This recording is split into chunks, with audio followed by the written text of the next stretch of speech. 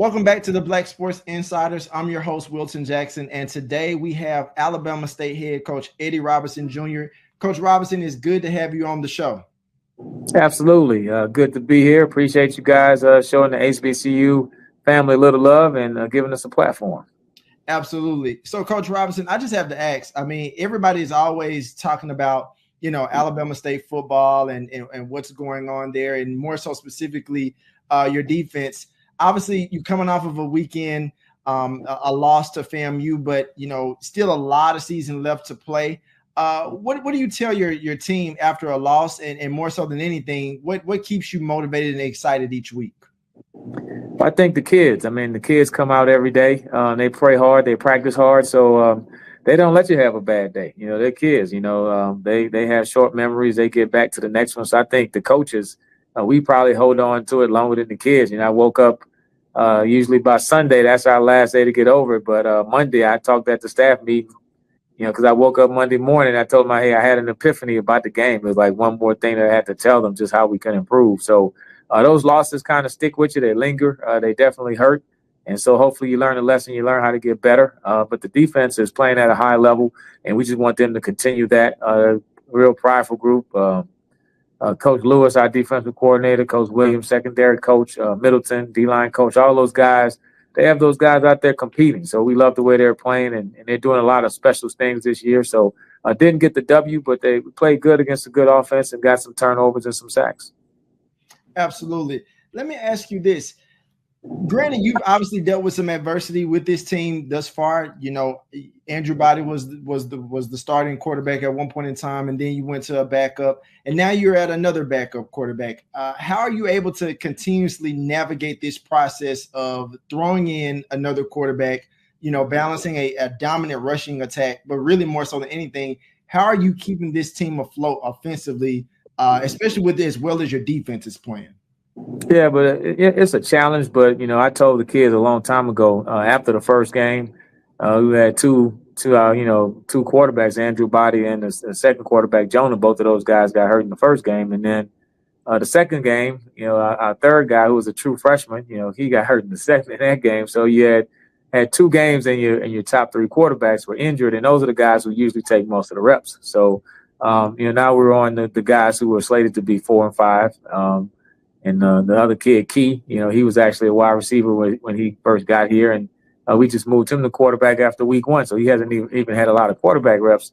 But we don't look at it as a problem. We look at it as an opportunity. And I think that's the mindset you have to have.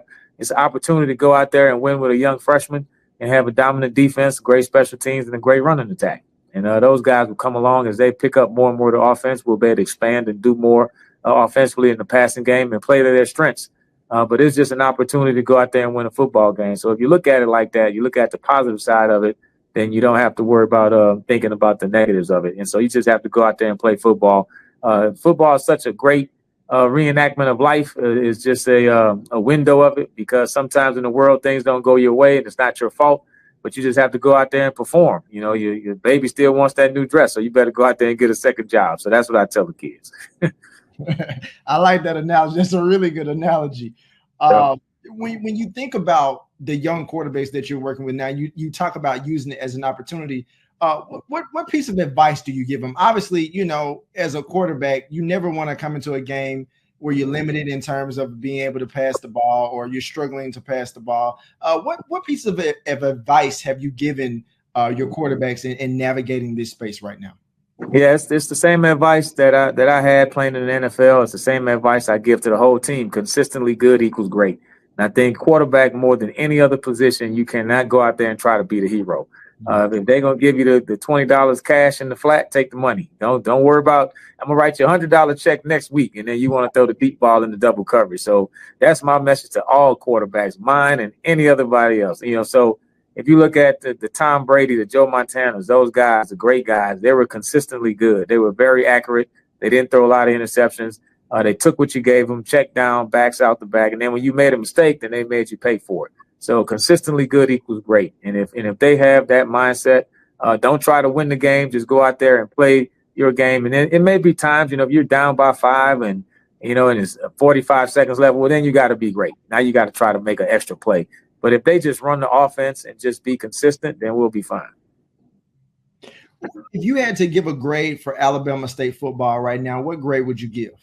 Well, I think with the adversity, it'll probably be B- C+, simply because, we're judged by wins and losses. And so at the end of the day, we're 2-3, so we're not getting the job done. But at the same time, we're 1-1 in the SWAC, so we have a whole lot of football ahead of us. And so we get a couple more wins, you get a higher grade. And so I think at the end of the day, that's what I tell the kids. We're here to win football games and graduate you guys from college. So everything else nobody cares about. And so we have to go out there and play, love the people in the room, love the people that's next to you, and everybody pull for each other. And we all have our personal goals, and that's great. But if you put the team goals first, then, you'll get everything you want out of football. This is a good segue for this question. You talk about goals. A lot of your goals of what you're wanting to compete for a SWAC championship, more so before that, a SWAC East crown, are still ahead of you, even though you lost to FAMU. Where are the players' mindset after coming off that loss? Yeah, same way. I mean, we win today, and so we always focus on winning each day. We don't look at the big picture. We got caught up into that last year early in the season, and so we learned from that. And so now we know we win today. So our only objective is to beat Mississippi Valley this weekend. And so and after that, we'll go to the next game. But for right now, we can't worry about anything else.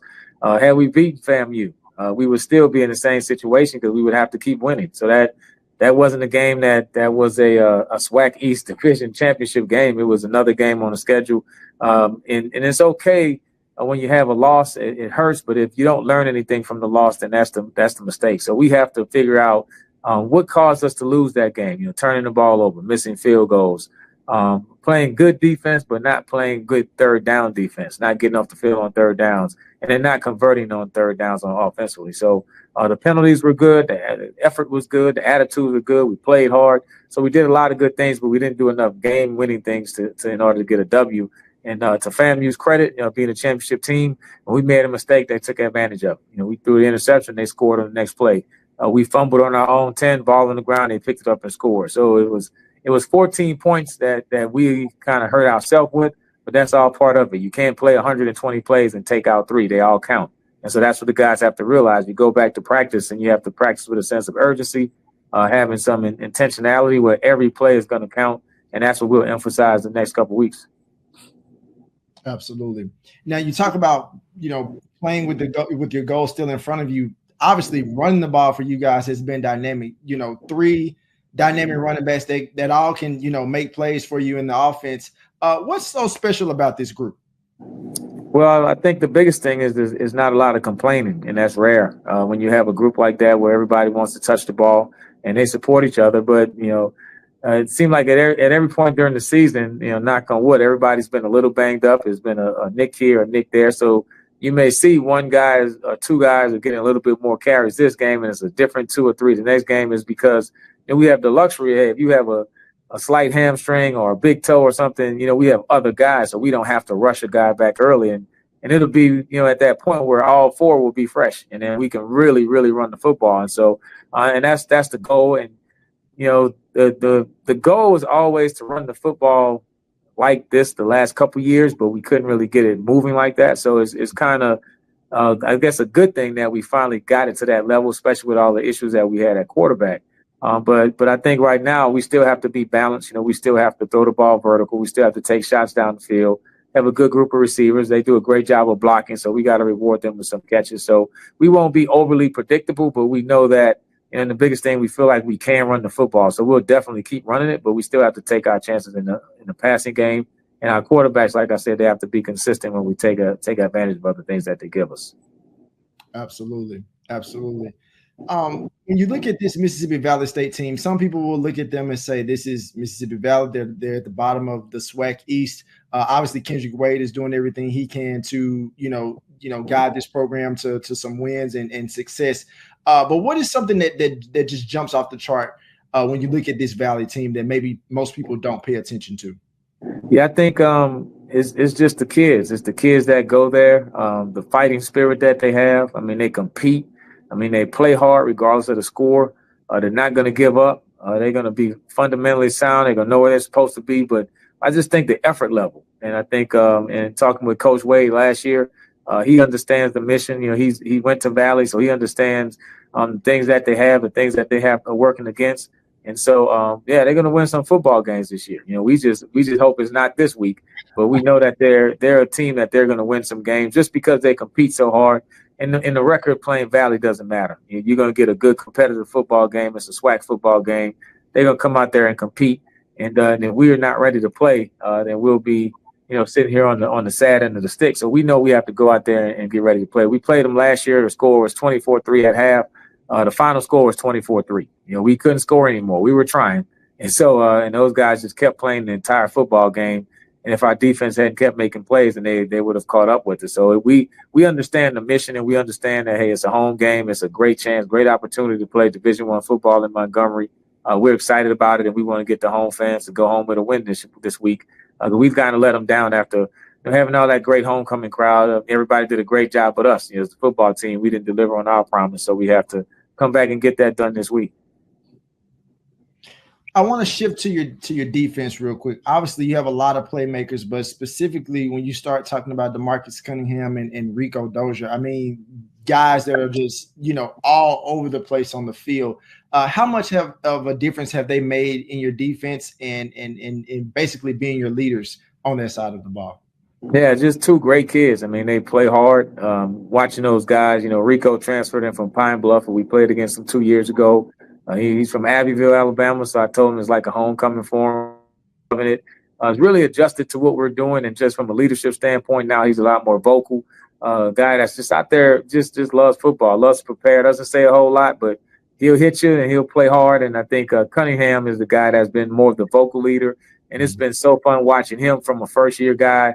When we got here, he was still learning the game, still hesitant, still thinking too much, not believing in himself. And then last year he took that huge step, playing next to Colton Adams. And now this year he's really becoming an all-conference type player.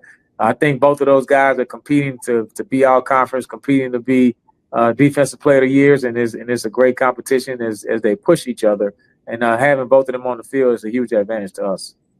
Absolutely. Absolutely. Now, my next question is more from a schedule standpoint. Obviously, after the Mississippi Valley State game, you have a bye week. How big do you think that bye week will be for you guys? Because I was looking at the schedule. You have the Magic City Classic next. And then after that, you have Alcorn, and then, of course, Grambling, and then, of course, Jackson State, and then Prairie View. And then, of course, the Tuskegee, the game against Tuskegee. How important will that bye week be? Yeah, it'll be good. And I think for the standpoint that we have two young quarterbacks, and actually Langford, he's the third. So all three of those guys, I mean, just getting them those extra week of reps. And then we'll spend a lot of time, like most teams, we'll get healthy, get the injuries. But the biggest thing is that we can really have those guys settle into what the game plan is going to be moving forward. And so, but yeah, it's going to be a great stretch. But every team in the conference has a great stretch. If you look at FAMU, because of that Bethune-Cookman game, because of the Alabama A&M game being moved, now they have a long stretch of 7 straight SWAC games, and so that's tough. And so everybody else is in the same boat, so we just have to go out there and play. I think the conference is going to be topsy-turvy. I think every week is going to be the changes, and the rankings are going to be moving up and down on the East and the West. So it'll be great for the fans. It'll be heartbreak and sorrow and happiness for the coaches. I think you can go from probably first place to third place or fourth place, all in the matter of you win 2 games or lose 2 games. So we know that every game is important, and so that's why this Mississippi Valley game is so important for us. We just want to get one more win in the SWAC East. We're 1-1 right now. If we can get to 2-1 and get into that bye week, that's our goal. And then at that point we'll regroup and get ready for the second half of the season. So, what did you think of the pitch I emailed you? Yes, the one that you emailed me. I remember. The pitch of Dog Days. What a title. Here we are. Very Victorian, which I loved. Unique relationship is formed. I love unique relationships. With a twist. I know, because I read it. Great. I'm going to tell them you're interested. I am genius. Prime Big Deal Days is coming October 8th and 9th with exclusive savings just for Prime members. You'll feel like a big deal. Shop deals on electronics, fashion, and more this Prime Big Deal Days, October 8th and 9th.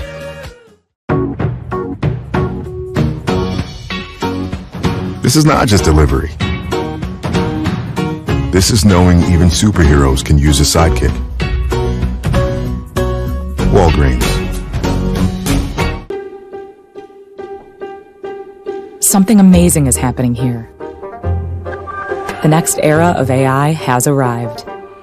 CDW data engineers are helping organizations harness the power of AI with Intel Core Ultra processors. The power to run workloads faster means greater performance, giving your team a better shot at success. Make amazing happen. CDW. Prime Big Deal Days is coming October 8th and 9th. With exclusive savings just for Prime members, you'll feel like a big deal. Shop deals on electronics, fashion, and more this Prime Big Deal Days, October 8th and 9th. No charger?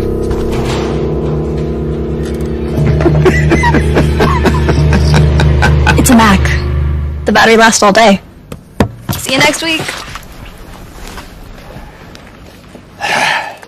Absolutely. Absolutely right. Let me ask you this, and you kind of alluded to it already.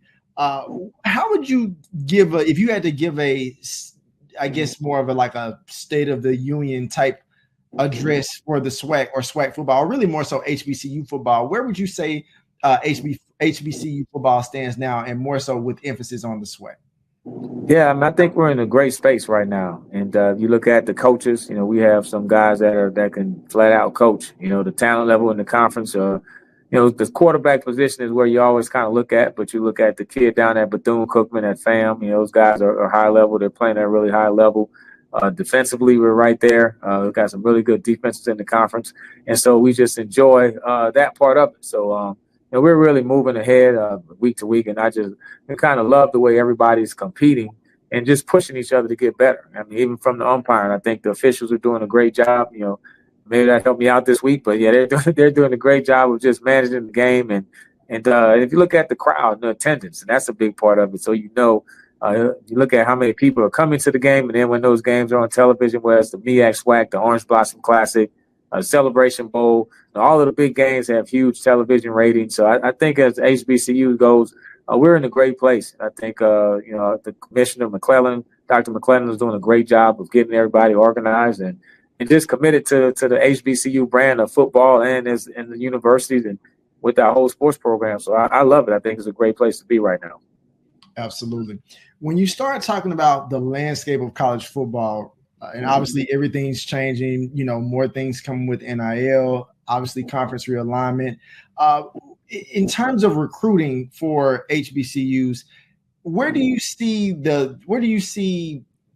I guess the level of recruiting continually changing when it comes to more players or maybe lesser players coming to HBCUs? Do you think it will change, or do you think that it will continue to be where it is right now? Yeah, we're heavy into recruiting season. Even though we're during the season, we're still focusing on that. Of course, we had a big recruiting trip of visits with coaches, with kids coming up this weekend for the FAMU game, and we'll have some more this week also. But I think it's a good mixture of us. We're still trying to focus on the high school kids. We probably have around 60 of our kids are first and second year players. So we're still a really young team, still in that building process of getting those guys in place and getting them up to speed and ready to play. And we still have those portal kids. But I think the biggest thing is trying to get the right portal kids. You still see where you have a lot of guys that are coming from the Power Fives who are coming into the conference. I did a little report a couple years ago, and I'll do another one this year. If you look at the 22 and especially the 24, 25 all conference guys from first team, most of those guys are guys that started off at an HBCU, meaning they started off at a SWAC school. And so the transfers don't always make as big an impact as you would think. Some of them play, but some of them don't get to that all-conference level. So it just shows me that having that kid that's come through the program like a Cunningham as a freshman or even a Rico Dozier, even though he started at Pine Bluff, he still started in the SWAC. His whole career's in the SWAC. And those type of guys, James Burgess, our corner, those type of guys, they do well and they become all-conference players. Bubba Adams from last year, who was a guy who was here all 4 years, who was a 2 times all-conference player. So I think, to me, you still have to get the high school kids, but at the same time, the portal is just it's so tempting because you look at the size, the height, and and he was a 4-star in high school. But yeah, he was a 4-star 3 years ago. And so you got to find the right kid to come in with the right fit. And we've done a good job of that. You know, we've had some guys, some portal kids who come in and played extremely well. But I think you still have to have the base of having the high school kids, in my opinion. Absolutely. Absolutely right. Coach, let me ask you this. I know you're more of a defensive coach, play on defensive side of the ball in the NFL, but I want to ask you this question. What are you most proud of on both sides of the ball from your team right now? Well, I think probably offensively, the way we've run the football. You know, Coach Brown, the offensive line coach, is just, I was telling him when he came in here, he had those guys drive blocking for 10 and 12 yards, and I'm looking at it, I'm like, I don't know about this guy. It's not making a whole lot of sense. I haven't really seen a lot of offensive line coaches do this type of training, but now I understand the concept of it and just watching it come together of, you know, we're going to have an emphasis of moving guys off the ball. You know, we're not just going to stay stagnant and play left to right. We're trying to move them back vertically and push the D-line to the linebackers and the linebackers to the secondary. And then it's just a mindset. You know, if I can have a concept of I'm going to practice of moving you 10 to 12 yards off the ball. So in the game, I move you 3 to 5. Well, still, hey, that's 3 to 5 yards in the positive. Now the back has to make a big play after that. So it's been fun watching those guys. We only had one returning starter on that offensive line. So that tells you that he's the difference of a guy that's coming in here with a bunch of new players, some transfer kids, and getting those guys ready to play week in and week out. And I think, defensively, just the way that the group has played, I mean, they've just been, nobody's on that side of the ball complains. You know, we don't complain about, and I'm going to say we because I'm part of that same type of philosophy. You know, we don't complain about the score. We don't complain about what the offense is doing or whatever. And so had a rough start in that first Central game, was down 21-0, gave up some uncharacteristic long drives. And ever since then, the guys have bounced back and have been playing hard, getting turnovers, playing physical. I mean, that's our identity that we want to have on both sides of the ball. So if I'm most proud about anything on the team, I told them our philosophy is to play physical, tough football on both sides of the ball. And so, but now we've made it our identity. When you turn on the film, you can say, hey, Alabama State's going to be physical. They're going to knock you in the mouth. You may not be recovered by the next week. And that's what we want to put on tape every week. And then after that, you play discipline. Don't turn the ball over, the rest of the cliches. But to me, none of those other cliches in coaching don't mean anything. The biggest one is you can't kick, you can't win. And the next one is you got to play physical football. If you can do those two things, you'll have a chance to win every football game. Absolutely. It's interesting you talk about playing physical. You played a North Carolina Central team this season, obviously from the MEAC. As a coach, for those who don't necessarily maybe pay much attention to the MEAC as they do maybe the SWAC, what's some of the key differences that you notice amongst MEAC teams, specifically like a North Carolina Central, that are a little bit different from, say, some of the SWAC schools that you play each year? Yeah, we haven't played too many, but just watching them playing, like I said, North Carolina Central this year, and 2 years ago we played Howard. The guys are big, man. They usually have some really big offensive linemen, and they try to run the football. So the SWAC is probably more, hey, we're going to throw it around, we're going to pass, we'll throw for 400 yards and give up 400 yards. We don't mind winning 41-38. And I think the MEAC is probably more, hey, we're going to run the football. We're going to make you defend the run. We're going to consistently have guys that can stop the run. And so I think that's the biggest difference. And now I think you see a couple of the SWAC teams are kind of getting into that mindset of, hey, let's run the football. Let's be physical. Let's have a defense who can stop the run. I think we're in that mindset. You look at what Prairie View is doing. I think Bubba McDowell was in that same mindset of, hey, we want to run the football and be physical. I think those are the type of things that can help you win football games. Now, you still have to be able to score points and throw the football around, but if you can stop the run and run the football, you have a great chance of having a good football team. Absolutely. Let me ask you this. And this is more of a, somewhat of a fun question beyond just, football.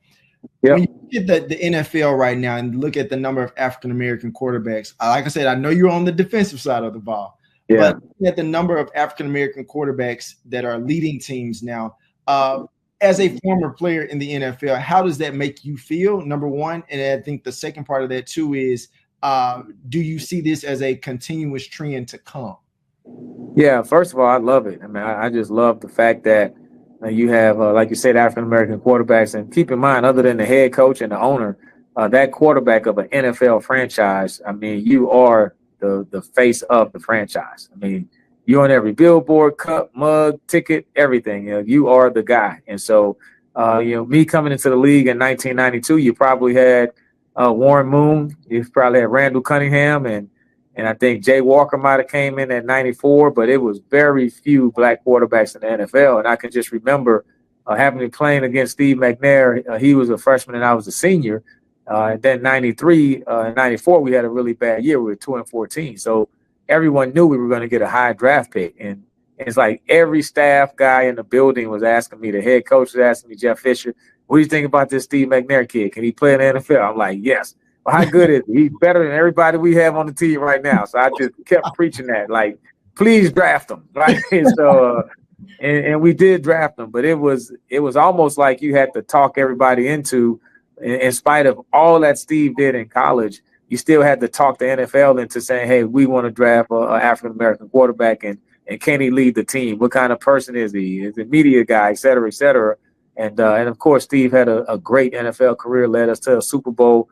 And we lost to the Rams, but it was just great to watch him mature from the first year to the second year to the third year as they opened the offense up to eventually a co-MVP with Peyton Manning. And so that's not too many people can say that they were an MVP in the NFL. That means you're the best in the league of the best. And so now when you look at all of these young kids and the great opportunities, not just at the NFL level, but at the Power 5 level, and of course in SWAC, we've always had black quarterbacks. It's nothing new. But just at all of the other schools, it's just great watching them and watching those guys compete and the things that they can do. And they're not all just running quarterbacks. Everybody's not a Lamar Jackson. You got the Cam guy down there at University of Miami, and just watching the guys that they're actually in the pocket and doing traditional quarterback stuff, not running triple option or that type of stuff. So, man, I love it. I love seeing it. It's exciting.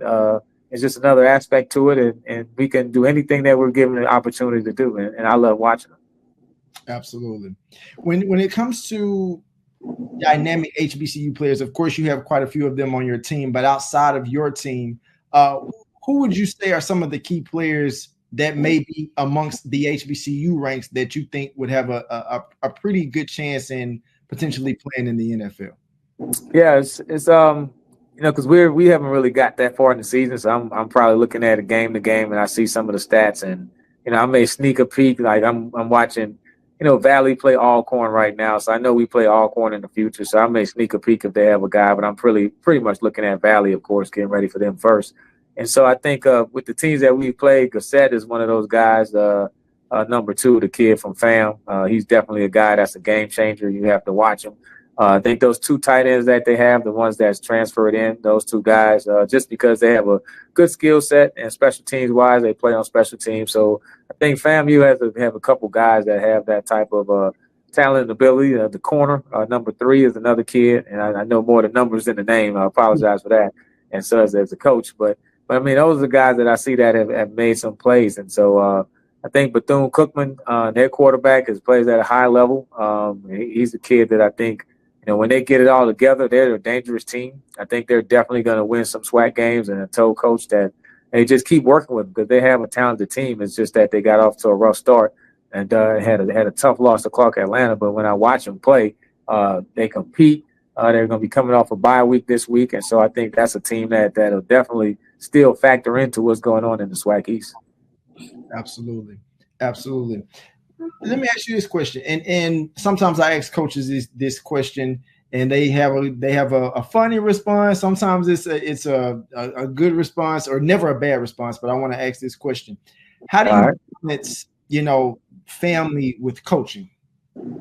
Yeah, it can be tough, and I think the biggest thing is a routine. And so, I take a real stoic philosophy on life that you kind of have a routine, and it's not I try not to be very emotional where you're going up and down because college football from play to play, it's up and down. So if you're always up and down, man, you wear yourself up at the end of the game. So I'm real big, and I preach that to the kids. You get a winning routine, and once you stick to that routine, you have confidence that what you're doing on a week-to-week basis will be successful in the end. So it's kind of like that. My family know that I'm a creature of habit. I'm gonna do the same thing. I'm gonna get in my bicycle rides. I'm gonna get in my Tai Chi, and I'm gonna get in my family time. And you put all that together.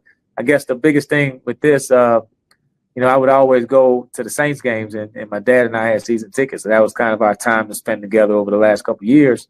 And so now coaching, he's able to drive up here from New Orleans and come to all of the home games. So we spend our time like that. So even though we're not watching the whole game together, after the game, we definitely had those conversations. Usually not about the game, just about life and family and stuff that's going on. My mom comes up to the games, and fortunate enough that one of my sons I coached last year, and he still lives here in Montgomery.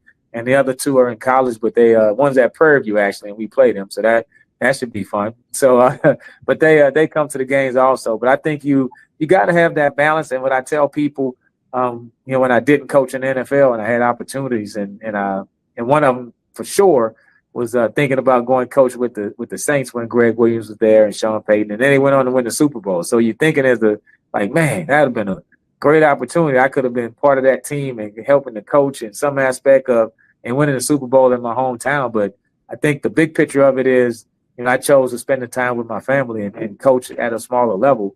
Excuse me. And so, but, when it's all said and done, and, when you're 80 years old, 85, 90, if you live that long and you're sitting there with a whole bunch of trophies, even a Super Bowl trophy or whatever on side the bed, those trophies are not going to comfort you. It's going to be your family. I mean, they'll be there collecting dust, and they may even throw them away when you passed away.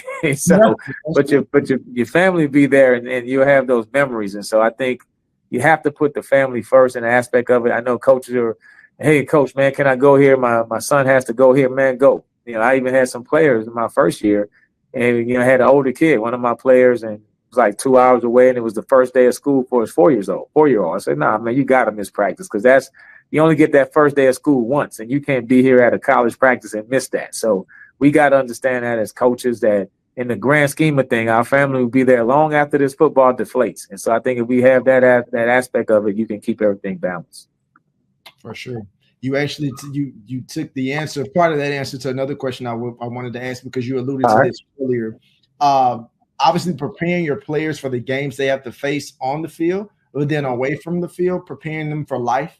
And, sometimes you hear coaches talk about, preparing them for life in the classroom, but then also preparing them to be just men in society, and how hard that is a lot of times to be successful African-American men in society, when there are lots of factors that will attempt to bring them down. In some cases, how do you mold them and keep them not necessarily on a straight and narrow path, but how do you mold them and teach them through football that this is how you want to be able to live your life?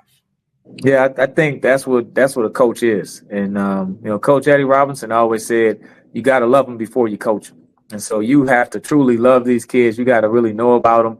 You got to know what's going on with their family, with their mom, with their sister, with their girlfriend.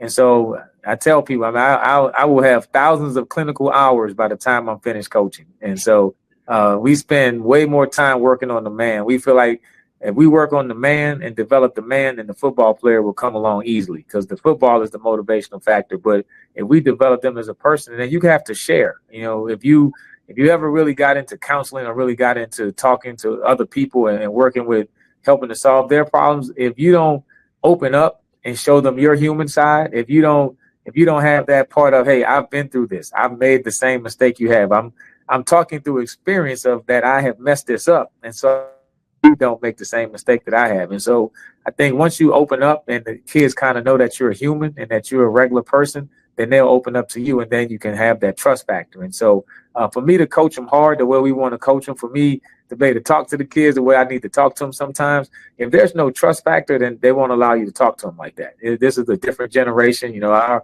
youngest generation, older generation, I say, with Coach Markham and Eddie Robinson and Marino Chasm, if they said run up the hill 20 times, we just ran up the hill and didn't even count. We was going to run till they told us. Now, after the second time, well, Coach, why am I running 20 instead of 5? I mean, really, Coach, I looked online and it said if I ran more than 10, so it's a whole chess match going back and forth. So the parenting has changed, and so the coaching has had to change. And so, but it's fun. I love that part of it. Trying to help them to become college graduates, understanding the big picture of being able to take care of their families and be the adult that you want them to be. And that's the most rewarding thing. And of course, we want to win championships, and I'm confident that we'll do that. But when those kids call me back and say, hey, Coach, man, I got my first job, man, it made sense. I'm so glad you told me to take those last 2 classes to graduate. then that's just as rewarding as if a guy gets drafted or if he's all conference. And so that's winning the game of life, which is going to be way more important than football when it's all said and done. Absolutely. Absolutely. Well, Coach, I really, really appreciate you for taking the time to talk with me today. I've thoroughly enjoyed this conversation. I hope that you have. I hope I didn't keep you too long from practice. No, absolutely. I mean, coaching is a time management thing. So of course I have my block schedule here. I'm writing on. So I tell people, man, if you manage your time, and I do the same thing with the kids. I'll pull up my block schedule and say, hey, look, I have a block schedule. So I don't just go through the week wondering what I have time to do. So you have to do the same thing. So you lead by example. So it's always good when you guys are covering HBCU football and the black colleges in general. And hey, I want to be there to speak the message, because we have a lot of young kids and a lot of parents who are asking, hey, should I send my son or daughter to an HBCU, and why? So we have to give them the why. And once we get them on campus, then they usually love it. Absolutely. Absolutely. Well, Coach, like I said, again, I really, really appreciate your time. All right. Thank you. Have a great one. Appreciate it. This is not just delivery. This is knowing even superheroes can use a sidekick. Walgreens.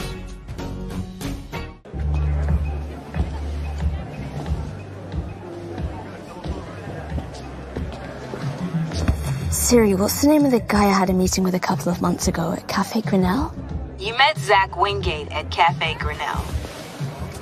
Hey. Zach! Oh, wow, I didn't think you'd remember me. Yeah, of course. As soon as I saw you, I'm like, it's Zach. Nobody walks like Zach. I am genius.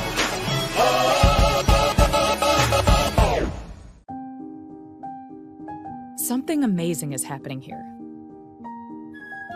Climate researchers are weathering a data storm.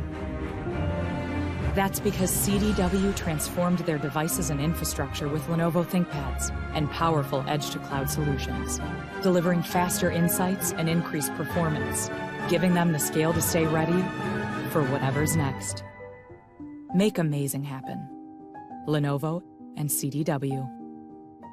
Prime Big Deal Days is coming October 8th and 9th. With exclusive savings just for Prime members, you'll feel like a big deal. Shop deals on electronics, fashion, and more this Prime Big Deal Days, October 8th and 9th. No charger?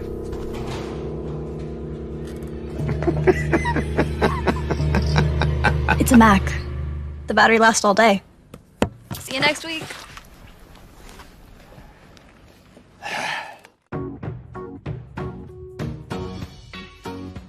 This is not just delivery.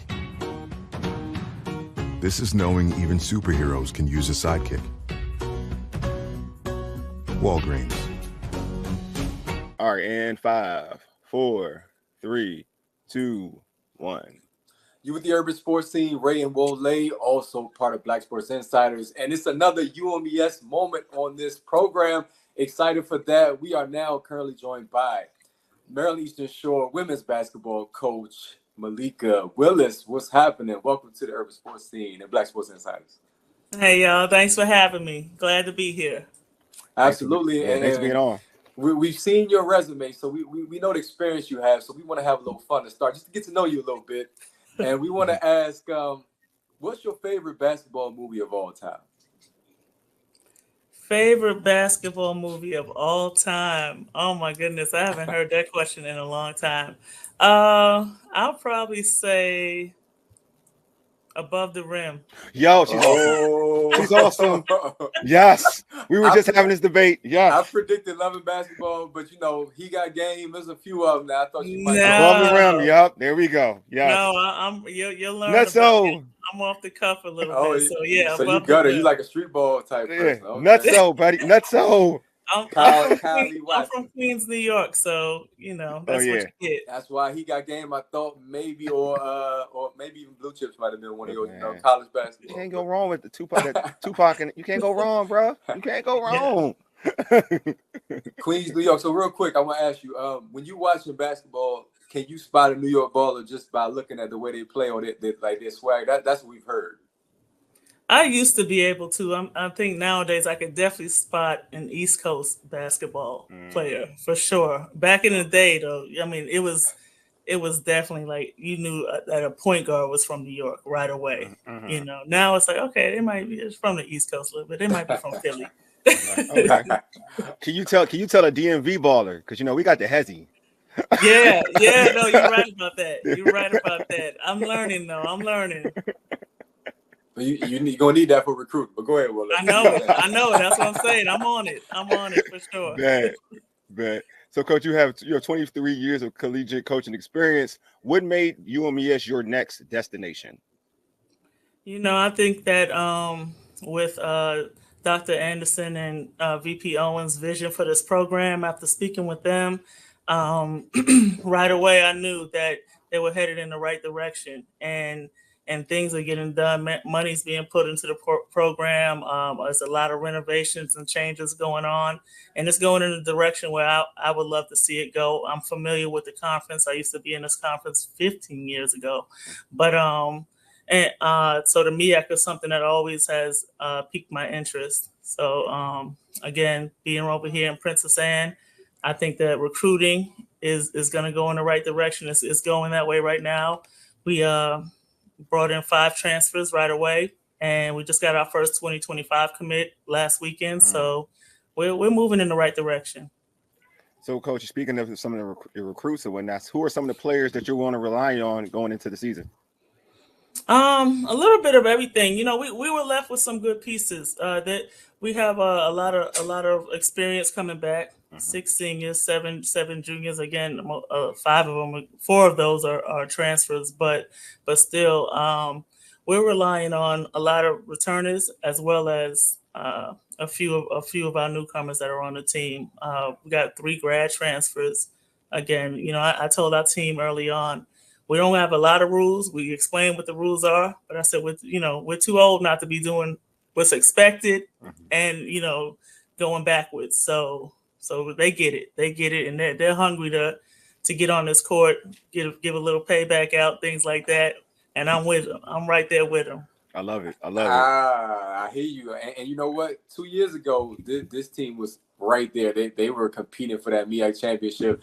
Some buckets at the end of that game in the final seconds, of course, led to the elimination from the MEAC tournament. But last year, the expectations were high. And I mention it because you got some returning players, and they know what they're capable of. So I think that's exciting to mix with the new group that you're bringing in. That's all I want to say.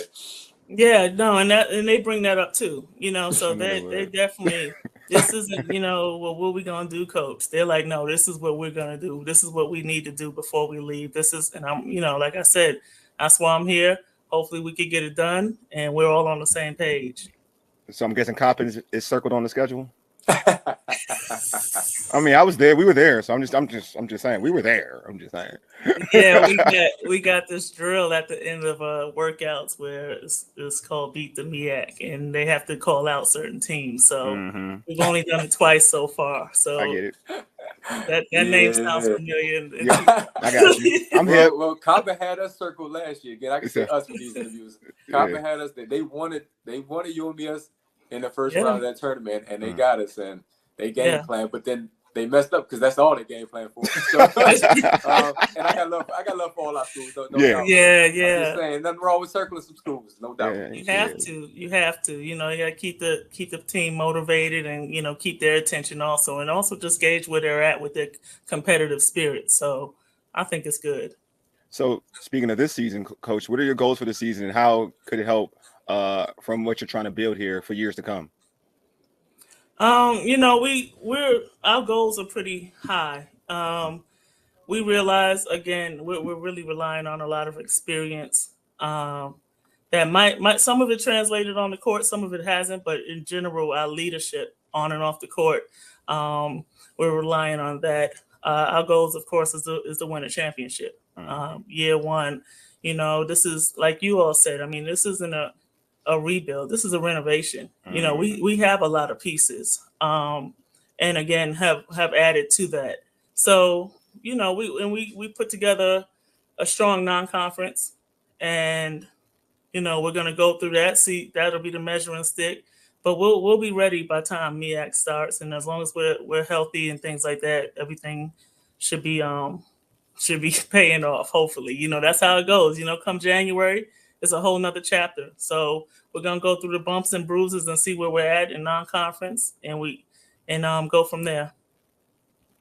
No, I agree. I think you guys have a good opportunity. I do. I mean, I'm biased though. Ray knows. Ray knows how I am. You have to win for him at least, because he was like depressed. Like I was depressed after that Howard game where they game-winning bucket. They were trading baskets within the last 10 seconds, and he was so depressed. Yeah. So you got to lift his spirits. And we were there to cover all. We were there to cover all the MEAC teams. As soon as that happened, I was already done. I was like mentally done. No, I get it. I get it, man. I get it. Those guys worked so hard, though. They really did. Yeah, and that's the thing. They are hardworking, and they're competitive. So we just got to keep that going and keep it as consistent as we can. So try and make y'all happy. Yeah. Please make me happy. Good. I can't deal with stress. I already got no grades in this bit. I can't deal with the stress.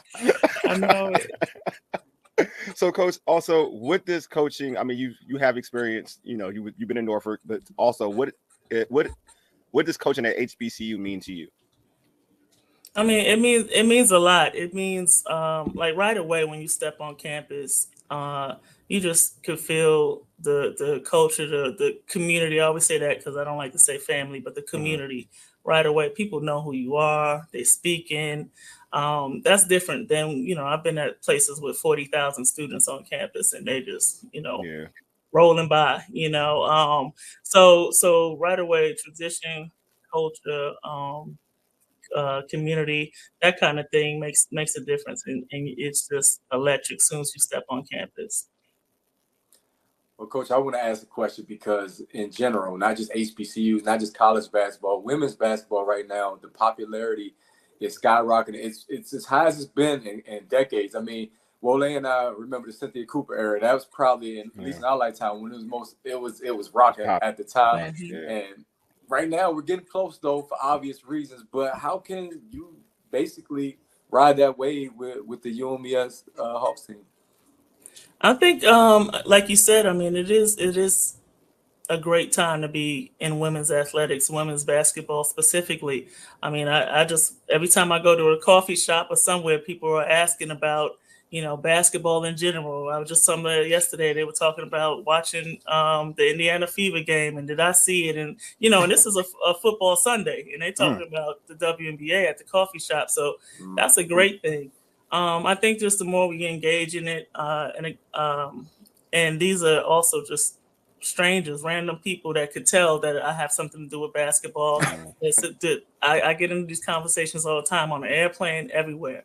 So just engaging in it, and again, letting that competitive spirit out. I think that's what really, even like you said with Cynthia Cooper and them in Houston, Comments. I know I was about to say the Rockets. Houston Comets, they had it going on. It was a lot of competition back then, and they had a chip on their shoulder, and I think that's what brought it back. This competition that they had collegiately that led over to the WNBA and all the chips on the shoulder. That kind of thing, I think it's a good thing for viewership and things like that. Of course, with sportsmanship is important, but that's part of it. That competitive edge. So I think that's how you keep engaging in it and keep it very competitive. And the parity right there also is a change with the transfer portal and things like that. So I think it all ties in, but you have to talk about it. You have to keep it, breaking news, what's going on today in women's basketball. I just want to say this, and we're going to let you get out of here. In the past several seasons, though, when they play against the bigger teams, the Virginias, Georgetown, and George Washington, they beat George Washington last year. They compete, and I think that makes a big difference versus, unfortunately, when Wole and I was in school years and years ago, when you play those Power 5 schools, it was like, okay, how much we going to lose by? But now it's we're competing, and we got a chance, and I think that's a big part of just riding this, like I said, sort of this wave. And like you said, women's athletics, I love you mentioned that because it's not just basketball, it's volleyball and other sports, and we support that as well. So good luck this season. Thank you all. Thank you. I appreciate it. I look forward to seeing you more later on this season. Oh, you will. We'll be on campus. We'll be courtside. Don't worry. Yeah, we'll be courtside. All right. Hawk Pride. Hawk Pride, catch Yo, it. catch it. Let's go. Take it easy. So, what did you think of the pitch I emailed you? Yes, the one that you emailed me. I remember. The pitch of Dog Days. What a title. Here we are. Very Victorian, which I loved. Unique relationship is formed. I love unique relationships. With a twist. I know, because I read it. Great. I'm going to tell them you're interested.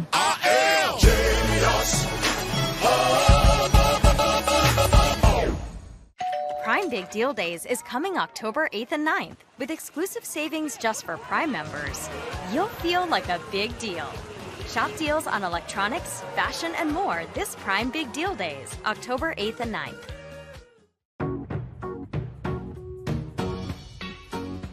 This is not just delivery. This is knowing even superheroes can use a sidekick. Walgreens. Something amazing is happening here. The next era of AI has arrived. CDW data engineers are helping organizations harness the power of AI with Intel Core Ultra processors. The power to run workloads faster means greater performance, giving your team a better shot at success. Make amazing happen. CDW.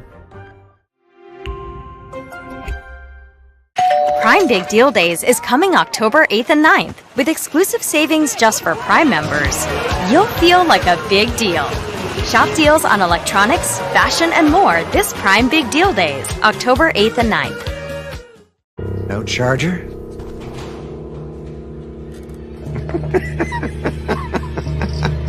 It's a MEAC.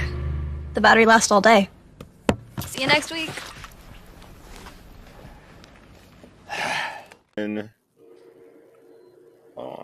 In 5, 4, 3, 2, 1. You, the urban sports scene, Ray and Wole, also part of Black Sports Insiders. And it's always exciting, fam, when UMES is involved. And our special guest today is none other than Cleo Hill Jr., new men's head basketball coach at the University of Maryland Eastern Shore, where Wole and I, of course, graduated from. Wole a little bit later than me, but we ain't going to joke about that today. Coach, welcome to the show. Welcome to the urban sports scene. It's great to meet you. And Hawk Pride, where we going with that? We just talked about that before we started recording. No, thanks a lot, man. Happy to be here, man. Happy to be a part of the Hawk Pride. Well, Coach, before we get into the serious talk about basketball, about where you're going to take this Hawk program, we want to start off with a little bit of an icebreaker. We saw in your bio that you got the chance to help Coach Tracy McGrady back in the day. And what we want to know is that the best high school basketball player you've ever seen in all your years being around the game? Well, you said that I've seen. I didn't see LeBron really. You're speaking in person. I guess what you've been around, what you had the opportunity to be hands-on with. I would say Mac was the best. Yeah, yeah, I would say he's the best. I saw a little bit of Kobe. I saw a little bit of Garnett.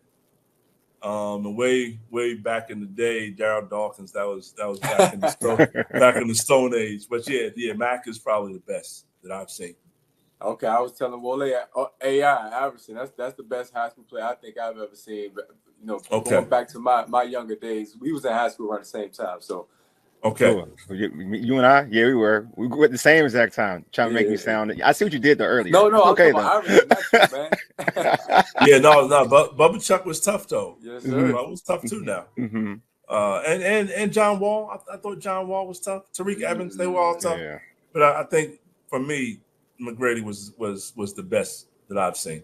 That's crazy because I heard John Wall was insane. Yeah, yeah, he was. He was really fast. He was right there in Raleigh when I was at Shaw. But Mac was just so athletic, man. He was so athletic and he played both ends. Always got a lot of block shots. Underrated passer, underrated ball handler. Didn't shoot it that well in high school. Didn't shoot it that well, but everything else, I thought he was phenomenal.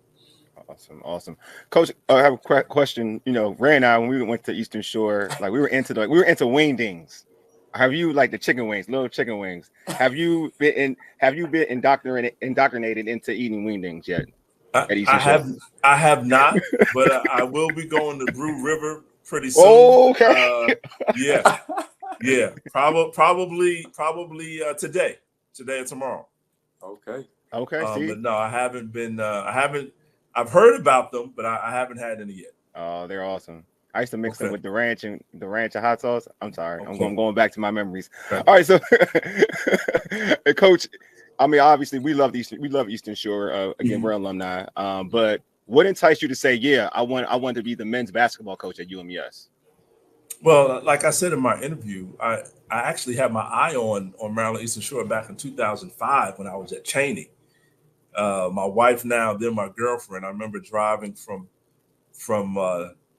North Carolina to Pennsylvania and stopping through, and I love the look of the campus.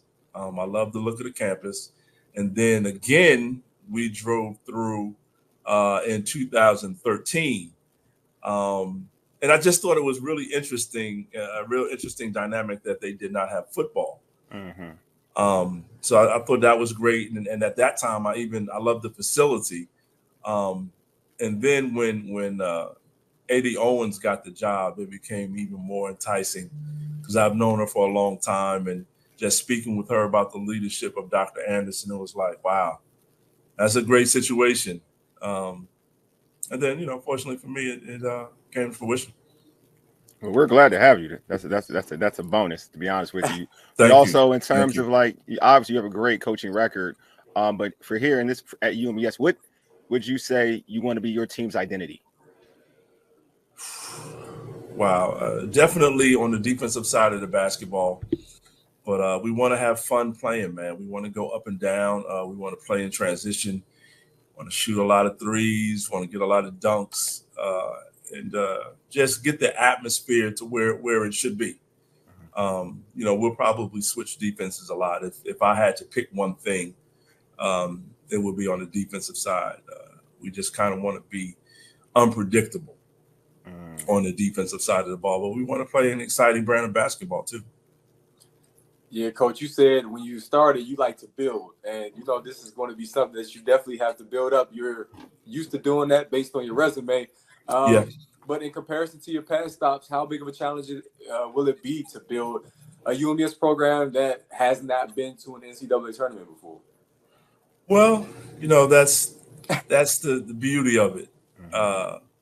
Trying to do something that hasn't been done. Every place I've been, there's been some history marks that I've wanted to conquer, and this will probably be one of my biggest challenges. And I would have to check again, but from what I understand, 4 winning seasons in 50 years is some numbers that I've heard. I haven't fact checked that.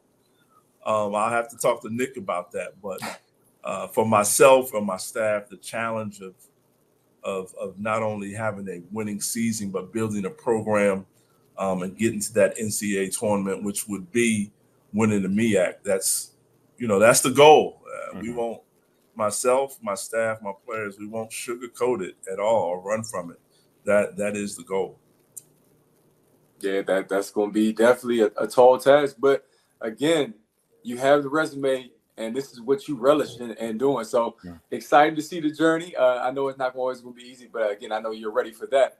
When it comes to recruiting, though, I want to ask a lot of our past coaches. I get to say we and our in this interview. So excited about that part. But a lot of our past coaches, they usually recruit in the areas where they're from, such as like New York, Chicago. But UMES is located in a spot where you're kind of in close proximity to Philly, the DMV, like areas with a lot of talent. I would say basketball hotbeds. So what's going to be your strategy to recruiting? Well, coming in, we wanted to get 13 players right off the bat. But I think, like you said, the DMV area is going to be crucial. That Virginia, Delaware, DC, Maryland. Philly, like you said, I think those are going to be key spots for us. And then some of my coaches are from those areas. Coach Gendrar is from Philadelphia. Coach Beckwith is from North Carolina. I've been an East Coast guy. So I'll use my contacts along the East Coast. But the DMV is going to be crucial. So any of the coaches out there, think Hawk Pride. Thing called pride. That is awesome. So, Coach, how about that? Even narrow it down. How about that area within UMES, like Salisbury and the Delmarva area? How is recruiting in that area for you? But we haven't been out yet. But these are places that we want to go. We want to definitely do a team camp to get to know the coaches right here in this area. And from what I understand, there have been some good players in Salisbury and the surrounding areas. We want to try to snatch those and not to let them leave home. Of course. And also, Coach, in terms of like for our viewers, who would you say are some of the guys on your team that folks need to know about? Wow, really all 13? Okay. But I think right offhand, I think the grad transfers of Evan Johnson, who attended Georgia State University and the University of Asheville, and went to Oak Hill High School, prep school. And then there's probably Jalen Ware, who's always also a grad transfer, went to Austin P. And for the viewers that do know me, I brought Keytron Shaw from Winston-Salem State with me. I had to snatch him out of there. But then there's some local guys like Hassan Perkins from Delaware, Ralph Martino, who's actually from Maryland, played with the OTE group. So those are some names that are, pretty hot right now or during the recruiting period of the summer. Definitely a few guys to watch, those 5. Okay, cool. Yeah, you put this roster together so fast. I know, right? It's amazing. We were watching like, wow, like how is he doing this? And this I know. I've been checking out the Eastern Shore, social handles, and I'm like, wow, the team is pretty much it's already set. So in terms of just you mentioned your goals, your long-term goals, but what are some of your short-term goals for this season? Really, I think you're talking about short-term and then even long-term. We want to get better every day. Okay. Every practice, every weightlifting session, every film session, every game, we just want to continue to improve and gel with 13 new guys. Chemistry is going to be, almost as important as everything else. So that's part of what we want to do. Just constantly get better during the course of the year. Coach, UMES is growing as a brand, and that's something that we haven't always had. When you think certain HBCUs like Howard and others, sorry, Willis, but you think of brand names, and UMES from an academic standpoint, the campus is beautiful. It's growing. We got to get it to where athletics is right there with that, and I hope that basketball can be part of that, and I'm looking forward to seeing your vision being laid out. I just want to say that before we let you go. Okay, no, I'm used to it, man. I'm used to it. I think me and my staff are coming in at the right time. Like you said, academics has always been soaring. Enrollment is going up. We have a bunch of new coaches within athletics. Everybody's passionate about being here and winning. So it should be good. That the athletic brand should definitely grow this year. Absolutely. All right, well, Coach, this is one of many. We'll be seeing you. Okay. Looking forward to the journey. And we'll be there too. We'll be right there along the ride. And we'll be there. We'll be there on campus too. Oh, so you coming to Heights? Oh yeah, definitely. Okay, it's happening. Coming to homecoming? Yeah, you'll see. Okay. I'll be there. I'll be there. All right, cool. Look, also on the social media front, I'm trying to find those groups on Instagram, Twitter, and Facebook. Tell them to find me. Okay. Tell them to find me. I know I'd like to have a lot of following. I got a Facebook. We have a Facebook group. So there's a Facebook group. So I'll email it to me. I will. Yep, definitely. All right. Coach. Okay. Appreciate it, guys. Yes, sir. Hawk Pride. Catch it. Catch it.